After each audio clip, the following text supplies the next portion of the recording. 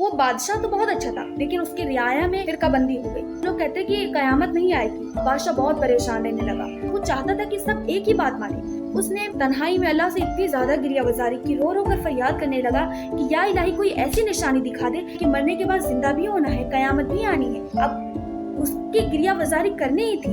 एक शख्स जो अपनी बकरियां वहीं गार के पास चराया करता था, उसने गार को तोड़ दिया। जैसे ही गार को तोड़ा तो उसमें बहुत ही दबदबा और रौब वाले लोग निकले और ऐसे उठे जैसे लग रहा था कि अभी वो सो के उठ रहे हैं। उन्हें मालूम भी नहीं था कि 360 साल गुजर गए। उन्होंने कहा, यमलीखा से कहा कि आप जाएं और कुछ बाजार से खाने के लिए ले आएं। और वो जो रोटियां खरीदी, जब उन्होंने पैसा दिया, वो सिक्का दिया, वो सिक्का तो उनका पुराना ही था। वो जो दकियानूस बादशाह के जमाने में चलता था, वही सिक्का उनके पास था। उन्होंने बताया कि दकियानूस बादशाह के बारे में क्या ख्याल रखते हो। दुकानदार ने कहा, बहुत पहले सुन रखा था कि इस नाम का बादशाह था जो बहुत ही जालिम और जाबिर था, लोगों को कत्ल कर देता था ईमान लाने की वजह से।